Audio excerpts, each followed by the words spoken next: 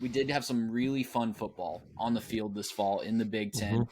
Kind of broke the teams down into tiers. And if you guys disagree with where I put them, would love to talk through that. But wanted to start really quickly with Ohio State, just give one last round of flowers before we move on to 2025 and kind of just talk about building forward because obviously Ryan Day got a huge monkey off his back by winning the national championship.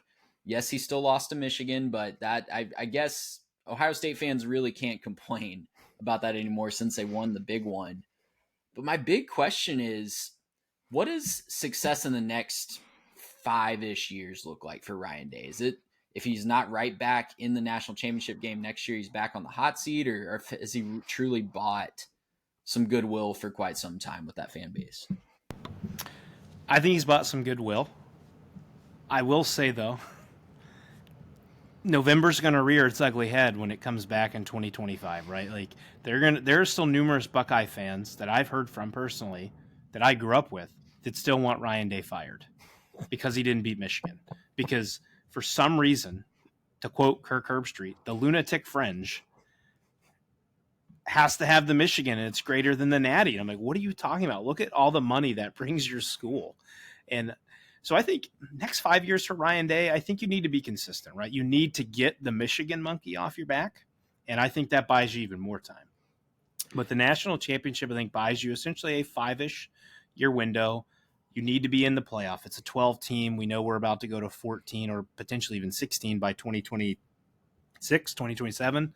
So you've got to consistently make it. And teams like the tier of Ohio State and the Georgias, 3 losses with a 14, 16 team playoff, you're never going to miss. Ryan and I have talked about that a ton. So knowing how Columbus and Ohio works and Ohio State fans work, it would take some getting used to see a 9-3. But if you put national championships on the board, I think they're going to care a little less. It's going to just take time to get used to. But for 5 years for Ryan Day, I think you need to make another national championship appearance just to kind of keep the people at bay, not necessarily thinking, that you win it, and have some Michigan losses sprinkled in there. And then just for him personally, kind of what he's doing right now is continue to grow his coaching tree. Going the Nick Saban route here, man, and Kirby Smart route. When you win national championships, people take your staff because they want what's hot and what's won. And so continue to see where he develops is in that CEO role and trusting other guys to run his program at different spots. And I think that's a key piece to him potentially, if he can ever can, getting to that urban Nick Saban, Kirby Smart type level.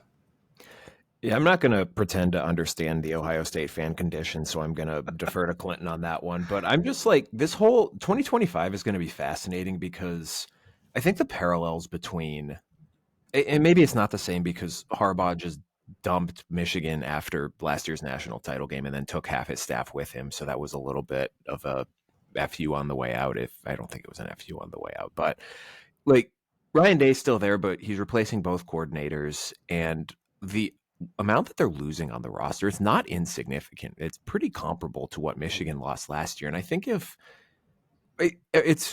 I think unquestionable Ohio State's going to take a step back next year. Could they win a national title again? I mean, it's certainly possible if Julian Sayin is as good as has been advertised. I mean, they're still going to have the receiver room. Got some younger offensive linemen some playing time as the season went along due to injury, and they should still be stacked on defense. Maybe not as good, but when you have arguably the best player on offense and defense in college football, anything is possible. But I think for Ohio State next year, like if they take a step back the level that Michigan did, I think it could get a little hairy. I think that would probably be unacceptable. But I think for next year, the goal's just got to be to beat Michigan. Like you got to get that monkey off your back. Now, if you lose 5 years in a row, then you're still going to have the same people who are mad at him are going to be still yelling, John Cooper, this guy can't beat Michigan. But definitely getting over the hump. I mean, it should buy goodwill. But again, I'm not going to pretend to understand the Ohio State fan.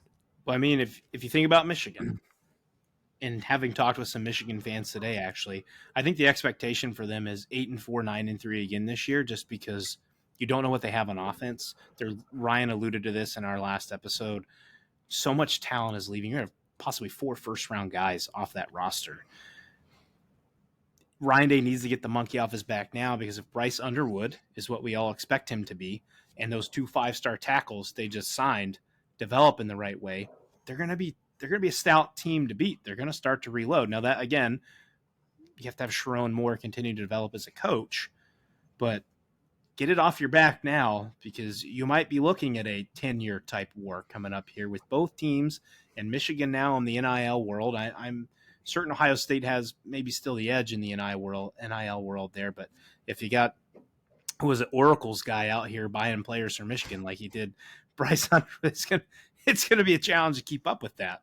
But you need to get it now, because I think in the next few years after that, you might be trading hits there back and forth.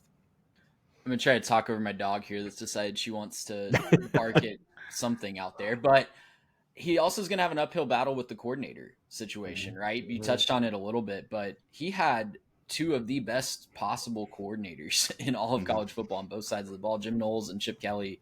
Brian Hartline has been amazing as a recruiter and a position coach, but he's never been in charge of calling plays at this level of football.